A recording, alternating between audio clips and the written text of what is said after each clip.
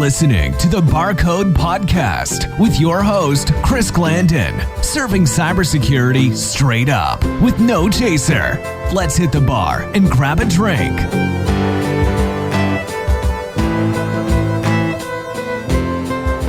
Welcome to Barcode. I want to suck your blood. Hey, are you Tony? Not me, man. Hey, man. Yo, Tony, where you at? Hey, Chris, what's up, dude? Welcome to the Halloween party. I'll be with you in 1 second. All right, man, I didn't even recognize you. Man, sorry for the wait, Chris. Hey, man, it's scary in here. Man, you have no idea, man. All the fake IDs, people trying to get in that don't even belong here. Whew. Well, you know, it's Halloween. What can we do? People are disguised.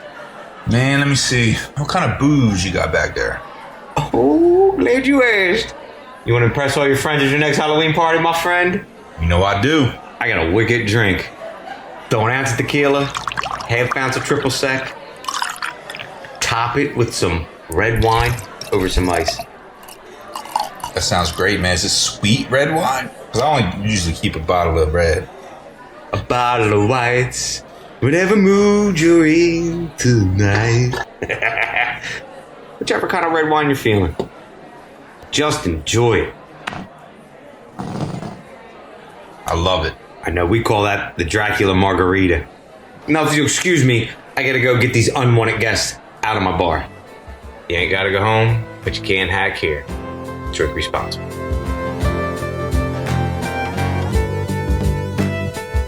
In the spirit of Halloween / Cybersecurity Awareness Month, Barcode brings you a special episode featuring a security icon who is dedicated to raising security awareness, while at the same time, no stranger to disguises, duplicity, and deception. Ira Winkler is an established author, president of Secure Mentum, a company dedicated to the human aspects of security, and considered one of the world's most influential security professionals. He has been dubbed the modern-day James Bond by the media due to the espionage simulations performed against some of the world's largest and most high-profile organizations. Ira has designed, implemented, and supported security awareness programs at organizations of all sizes, all industries around the globe. Ira, welcome to the bar, my friend. Thanks for having me. So I guess let's start with discussing how you got into security. Did something specific trigger your interest, or was it something that evolved over time? It's one of those things where I never thought this would be the career I have in most ways. I mean, what happened was, in general, you know, I always, growing up, always wanted to be an astronaut, a veterinarian, or a spy through a sequence of bizarre, I don't want to say bizarre events, but by default, you know, as opposed to being really great academically and being recruited or whatever to my veterinary career, as I was assuming, I ended up just through a series of strange events at the National Security Agency. I took a test for an organization I really didn't know much about because it kind of sounded cool and did well, and I ended up working there. Then pretty much, you know, you would think that's espionage, that's spying. As I tell people, or I wrote in my first book, NSA is more the land of Gilbert than the land of Bond. And over the years, I just ended up doing, you know, some really cool stuff, but I just thought of it as computer stuff. And then one day somebody came to me and said, can you make a few phone calls? And 3 days later, I had control over one of the world's largest investment banks doing a social engineering attack. So anyway, that was one of those weird things.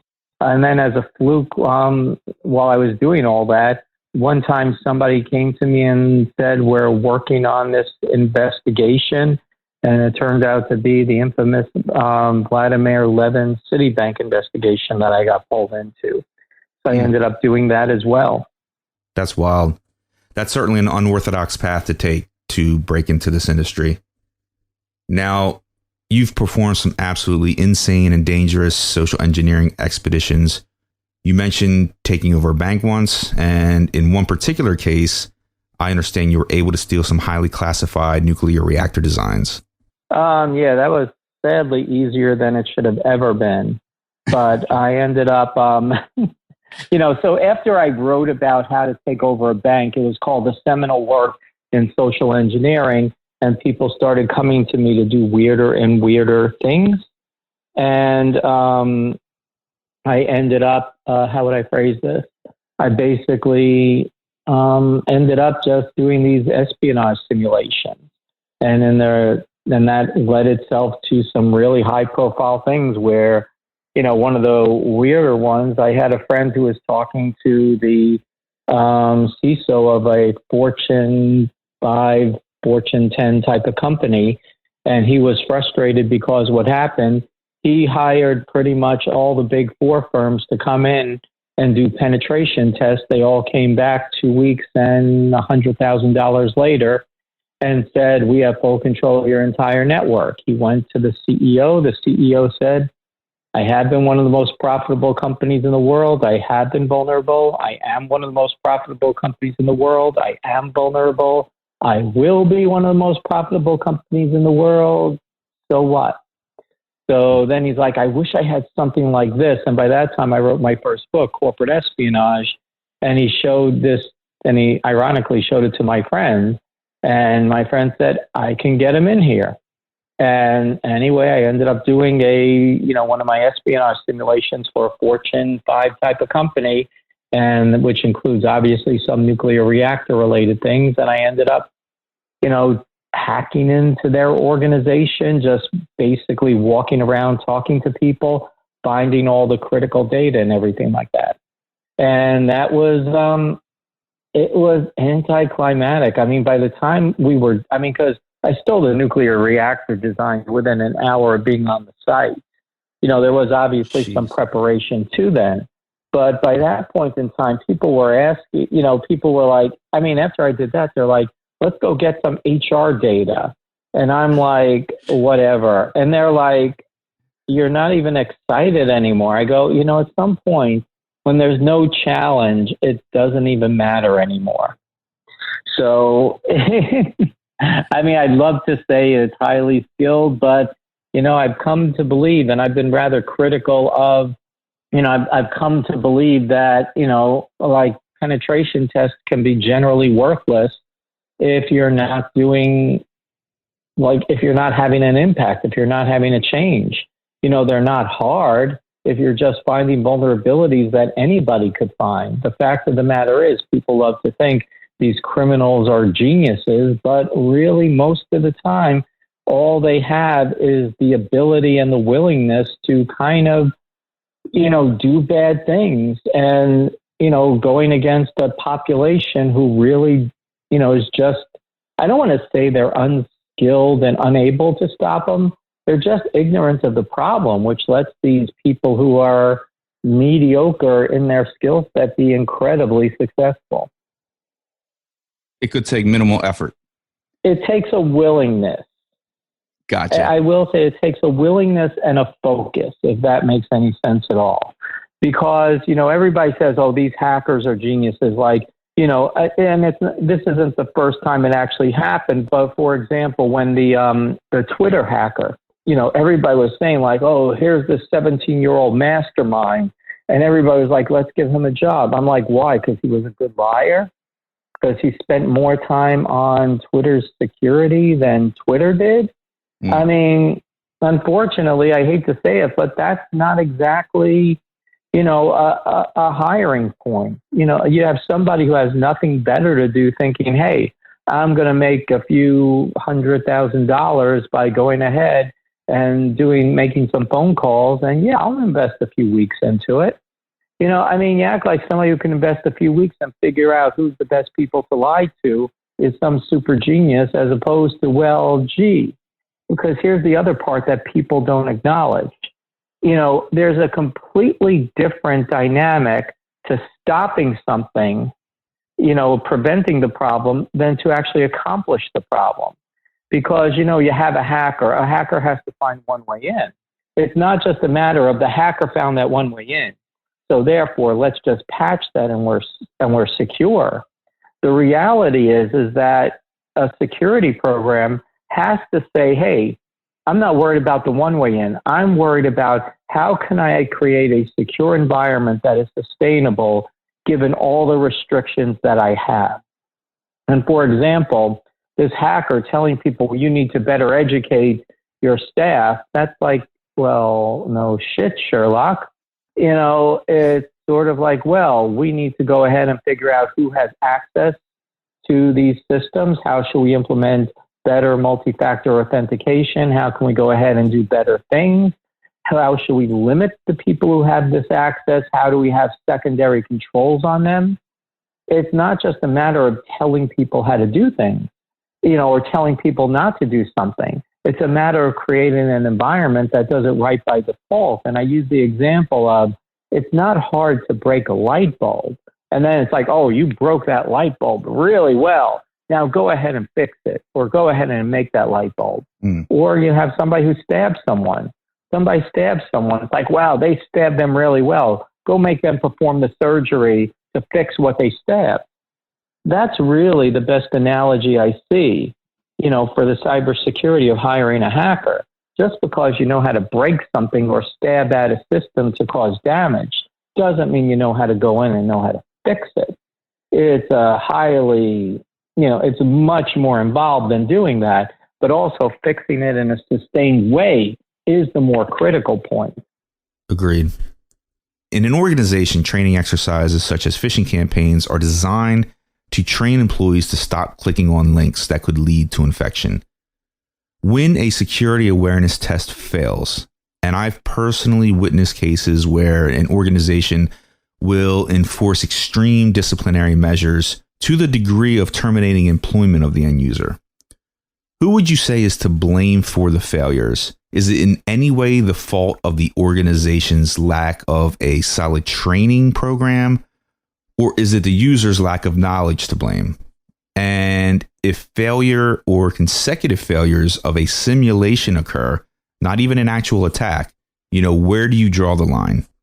In my book, You Can't Stop Stupid, Everybody Should Buy It. It's awesome, available for pre-sale now. There goes my cheap plug. But in that book, I talk about principles out of safety science called a just culture. What a just culture is that you have properly trained your users.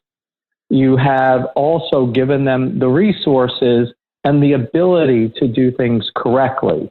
And that's a critical factor, that if somebody is properly trained and still violates something, yes, you blame them. And let me give you an example. So, let's first have, an easy example. You have a bus driver. You train the bus driver, you give the bus driver a safe bus, or maybe the bus isn't safe. Maybe what happens is all of a sudden a wheel falls off because the wheel wasn't properly maintained and the bus crashes. Can you blame the bus driver for that accident? Assuming, of course, that part of the training doesn't say every day before you go out, you inspect the bus to ensure it's safe. And, the bus driver did everything they should have, but the bus still failed. You can't blame the bus driver for the bus falling apart. On the other hand, let's say you have a properly trained bus driver. He has a safe bus, but the bus driver is on his cell phone and crashes. Yes, you blame the bus driver. That's a distinct difference. And let me give you an example of actual penetration test I had. I talk about this every so often, but there was one time I was doing my espionage simulation, and it was me, and I had a hacker type with me. I told him, here's what we're going to do. We're going to go in through the front door during the morning rush hour with everybody else. There's a receptionist in the lobby. Just ignore the receptionist. Just keep walking with the flow with everybody else. We walk in. We end up going up the elevators, but even though there's a swipe card, everybody pretty much swipes every floor. No problem getting upstairs and, getting to a floor. Find an empty room. I pick up a phone. I call up the operator. I say, hi, I'm the CIO. Who do I send my contractors to get a badge? I get transferred around, and some woman finally says, send them down to the front desk. Me and my accomplice go down to the front desk. I say, hi, we need badges. She's like, I saw you two, come in, and I tried to stop you. I'm like, oh, I'm sorry. She's like, oh, you look busy. Don't worry about it. I'm like, oh, we're sorry.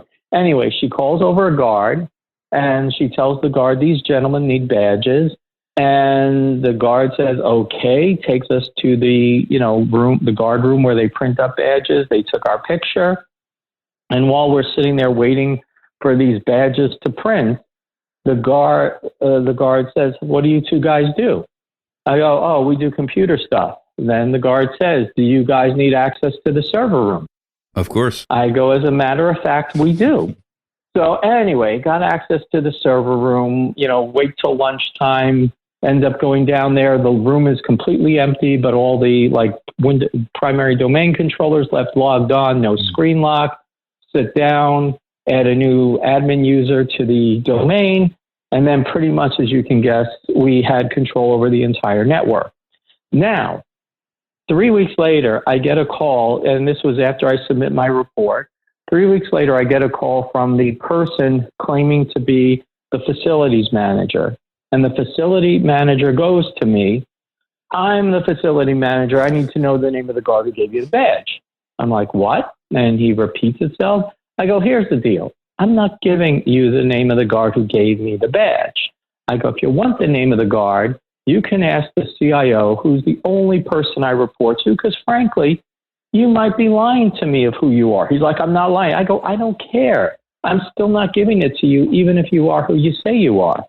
And he's like, "Okay." And then I go, "By the way, if the CIO asks me for the name of the guard who gave me the badge, I will give him the guard's name. However, I will also tell him that the fact the guard gave me the badge is bad. The fact you don't know who that guard is infinitely worse." Absolutely. And the reality was, I have no idea the name of the guard who gave me the badge. I can describe them physically. I didn't bother with that. And the reason was the guard wasn't doing anything wrong. The process for that organization, from everything I could tell, was the wonderful receptionist who everybody loves and trusts tells the guard who gets access to the server or who gets access to the building. The security staff does whatever she says. And the fact the guard can just randomly assign special accesses throughout the building, that's the fault of the security manager, because there's no approval process, much like a badge should have like an authorization, chain. There was no authorization chain for who's supposed to give out access to critical facilities. And, I could go on, but do you blame them for that? No, I can't blame the guard for that. I blame the facility manager for not having processes in place, not having training in place if there were processes to train on. Likewise, you can threaten to fire a user. The question is, was that user provided, as I described before I went on this long tirade, a just culture where they were provided every opportunity and every resource required to do it right? What's ironic about that story is that you are an outsider playing the role of an insider, then after the fact, explaining to them what proper process should be, which is something that a true insider should have already known.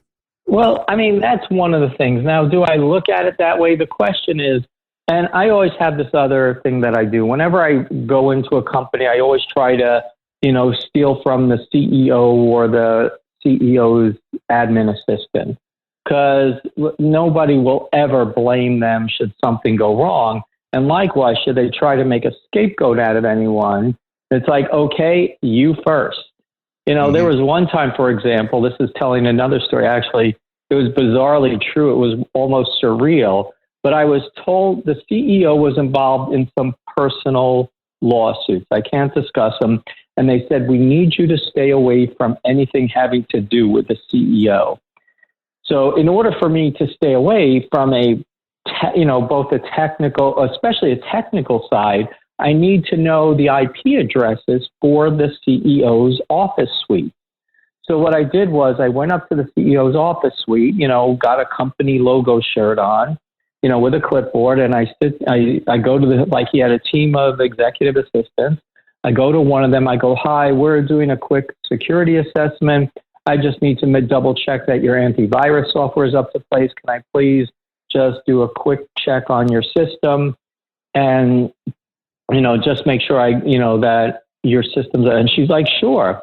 So anyway, I just sit down on the system, bring up a command window, type up ipconfig to get the IP address of the system. And then I think, okay, we'll stay away from that class C, so anyway.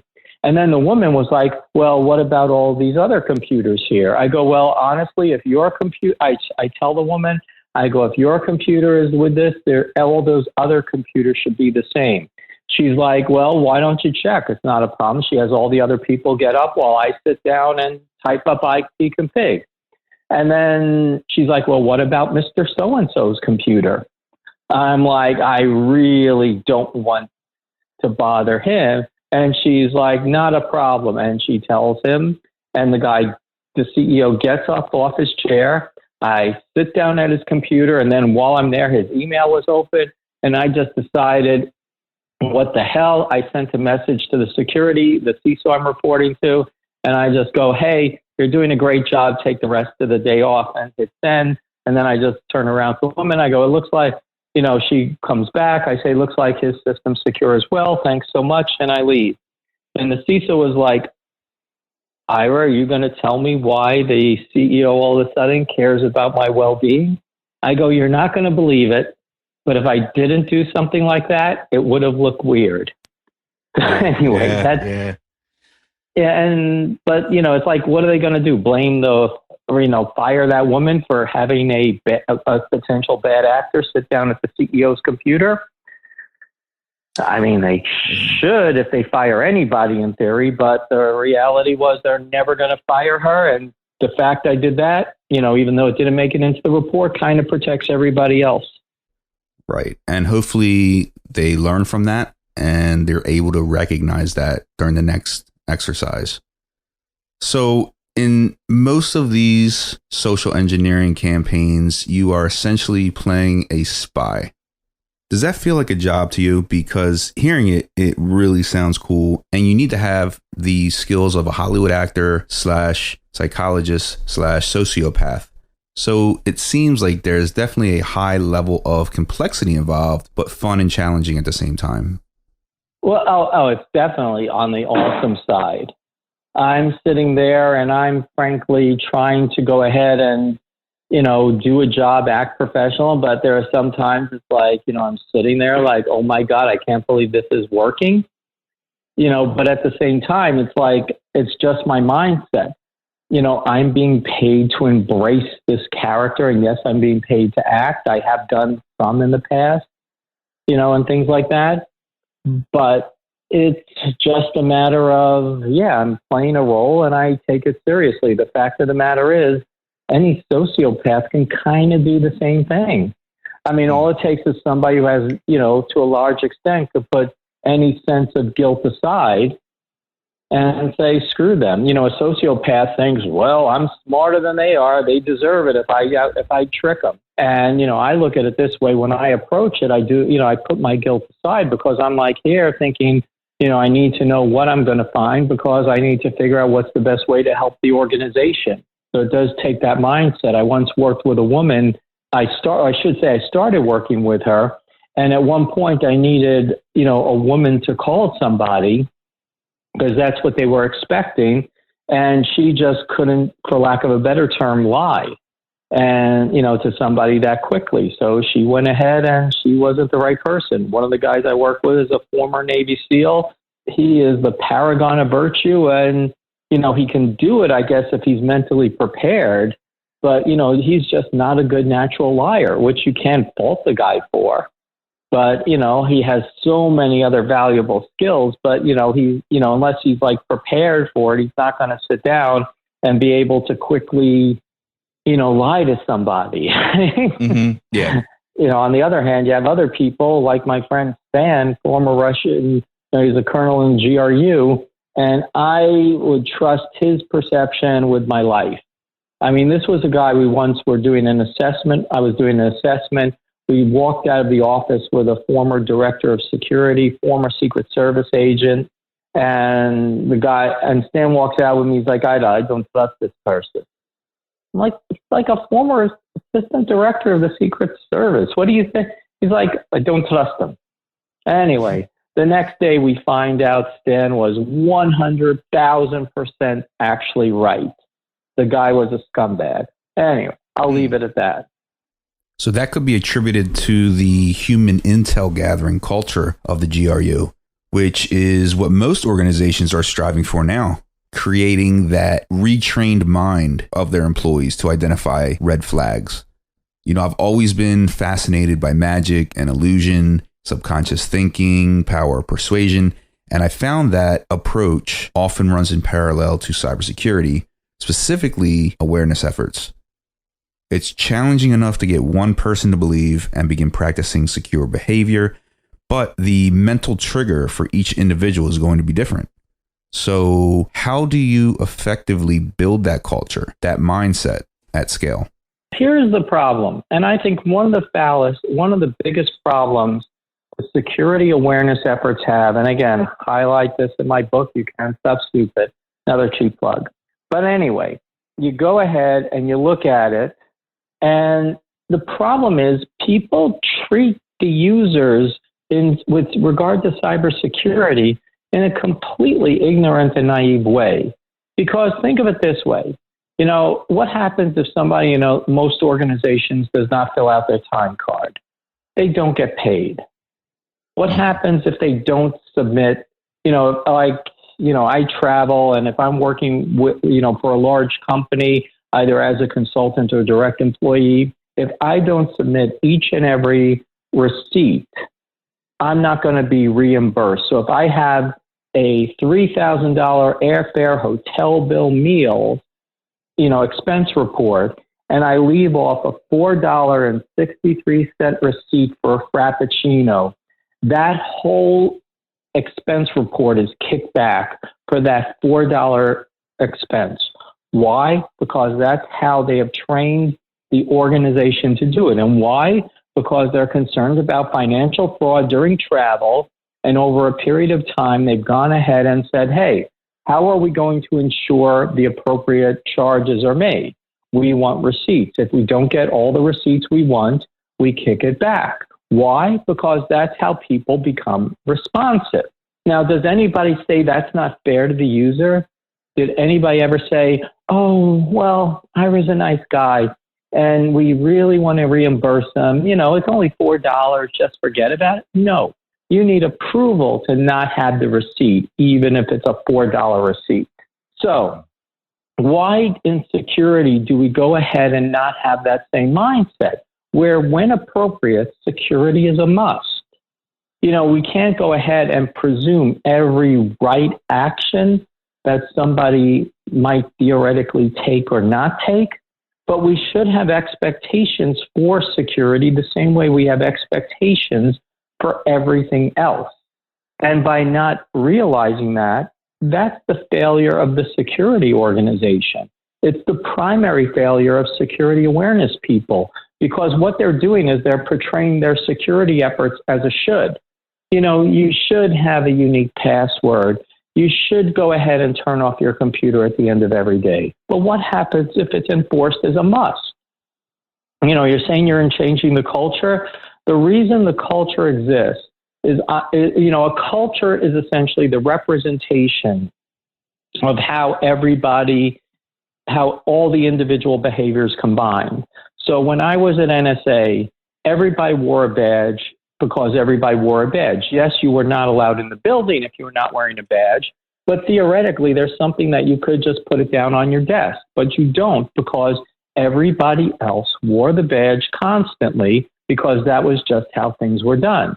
When I did consulting for an airline, I was shocked to see everybody wore this badge, despite the fact it was the most insecure organization otherwise.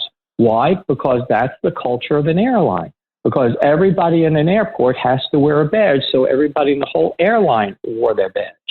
And it was just the way it was done, because that was the culture. And it was enforced because it was made a must. Now, the other part is a lot of security programs are teaching people how to not do things wrong, as opposed to how to do things right.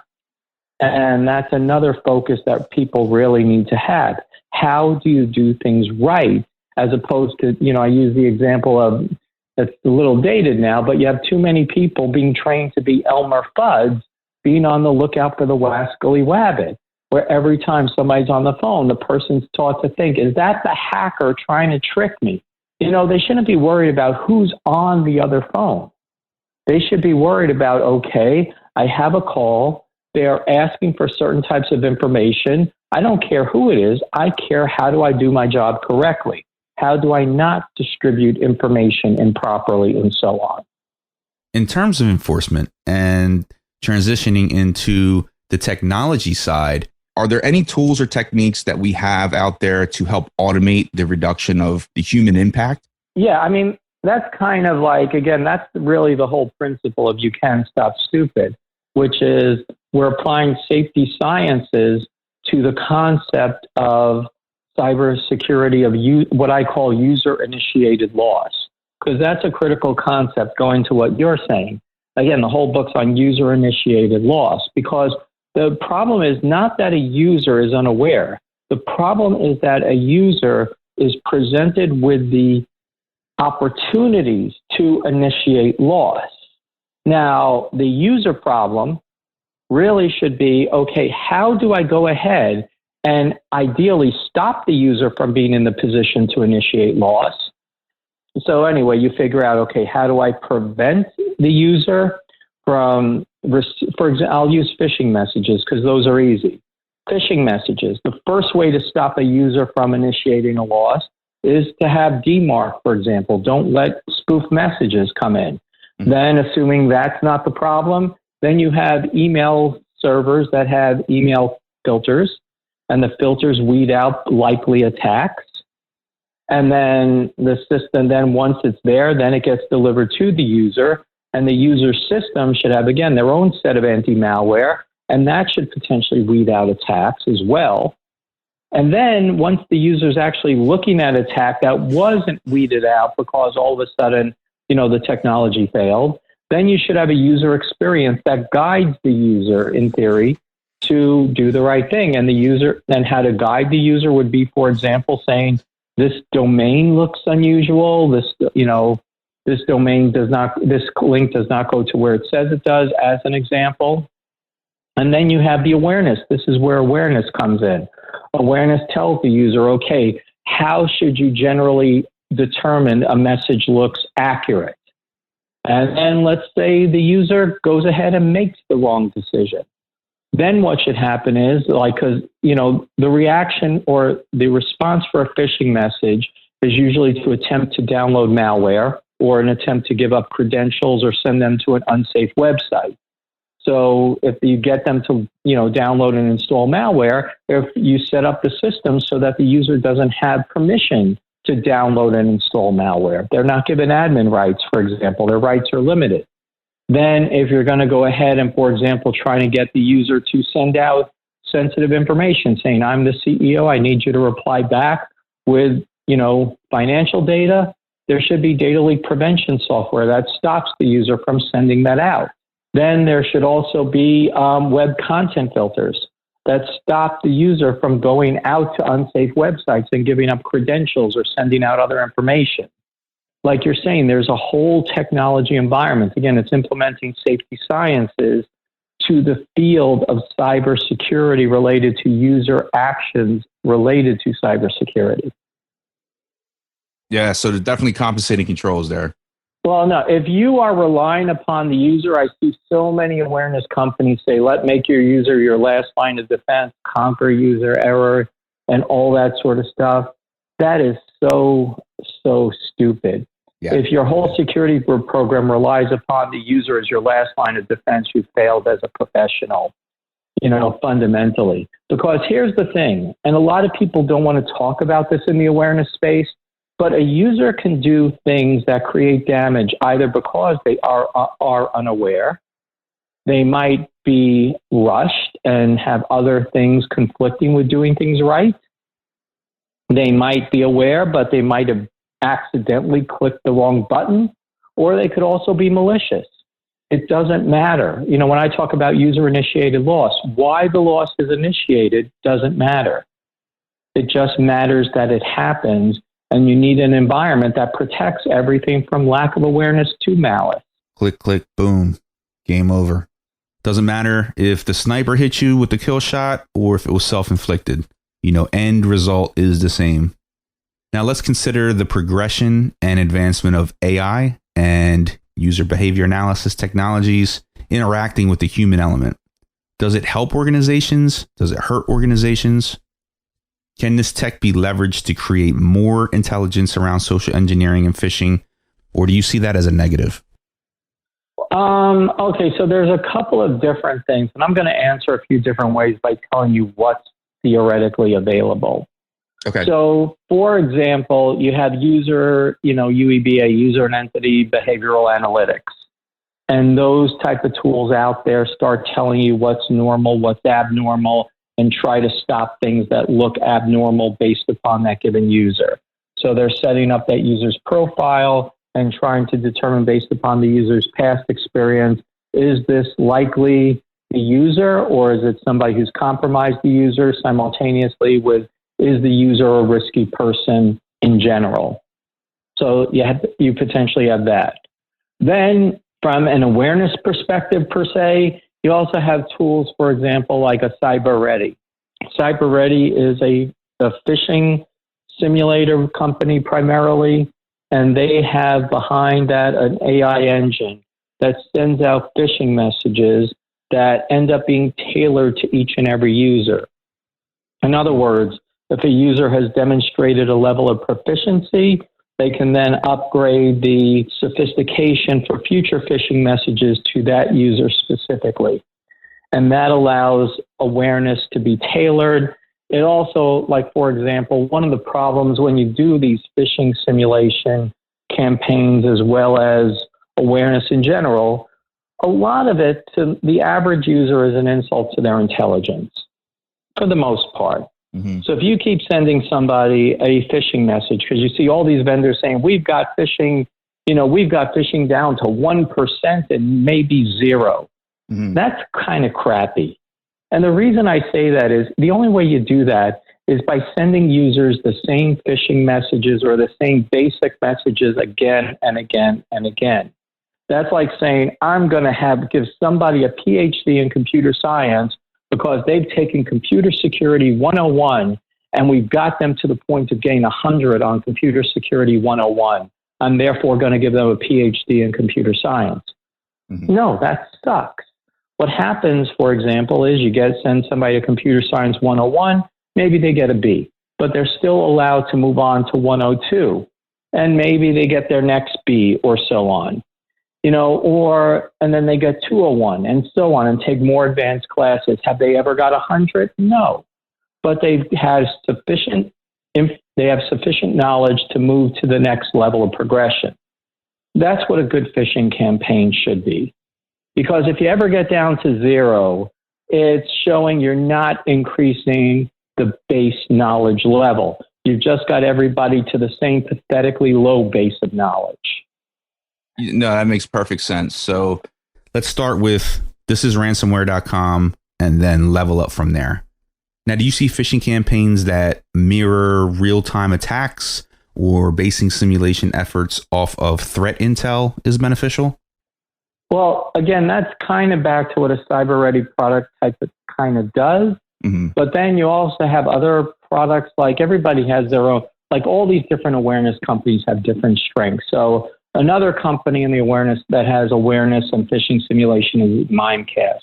Mimecast, their strength is that they provide an integrated suite of products regarding phishing and user-related error regarding phishing. And so part of that includes also doing threat intelligence on incoming phishing messages. So one thing that Mimecast phishing solution does, as an example, is they can take actual attacks in progress, de-weaponize them, and then send them out as a phishing campaign to see how users would do with a real attack. Now, one of the reasons why you say, well, we've already weeded out the attack, and maybe it's like, well, the reason you want to do it, especially these days with most people working from home due to the COVID situation, is you can start saying, it's like, well, wait a second. People likely don't just use their, email, like their work email. They have their home accounts. They might not have the same type of quality of email filtering that the work environment does. And you want to ensure that they get trained, and also just to see how would your company have done in this sort of case where the real attack got through, so you know what to potentially improve your awareness program on for the future in what you were lacking. And you hit on all of these points. And you mentioned your upcoming book, You Can Stop Stupid. How can our listeners get it? Would you mind giving us a little bit more information about the book? Of course, I would be happy to. But anyway, You Can Stop Stupid is available for pre-order on Amazon, or just go to tiny.cc/stupidbook, and you'll get to the Amazon link. At the same time, my base footprint, most people can reach me on LinkedIn, Twitter, or Facebook. I'm not hard to find. There's only 2 Ira Winklers that I know of in the technology space. And then the other one's a woman. And then my website, irawinkler.com, it's currently being updated, but hopefully at some point somebody's going to hear this and it will finally be ready. Very good. Those are the best ways to reach me. And also my company, if you do need any help on the human aspects of security, or actually just about any other aspect of security as a whole, you can reach me through securementum.com. And Mentum is MEN as in Nancy, TEM as in Mary. Secure Mentum actually translates to secure mind, but somebody was domain squatting. So how to get Mentum. I actually prefer Secure Mentum. So Ira, looks like it's last call here. So I have one more question before you take off. If you were to open a cybersecurity themed bar, what would the name be and what would your signature drink be called?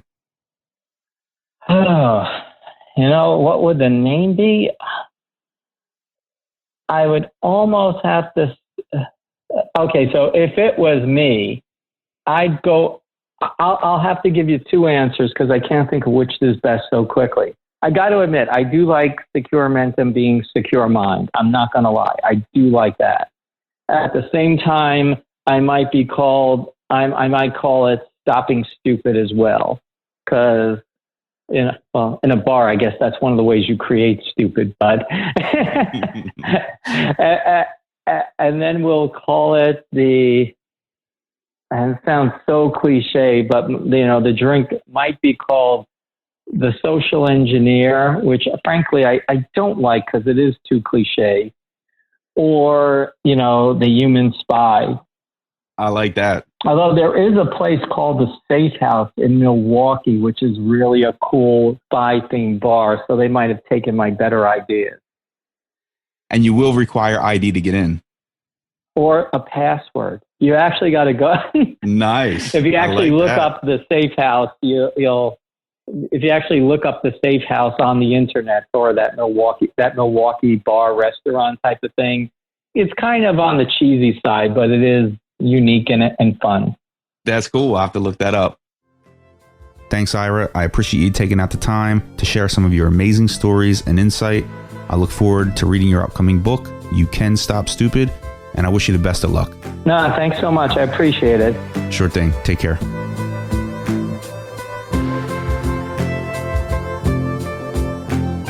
Barcode patrons, if you enjoyed this episode and want an easy way to support the podcast, please leave me a review on iTunes or Apple Podcasts. If you're not on a Mac or iPhone, just visit thebarcodepodcast.com/reviews. I appreciate all the support. Cheers. Unfortunately, it's time to shut the bar down for this episode. Thanks for stopping in. See you next time. We'll save you a seat. Be sure to check us out at thebarcodepodcast.com.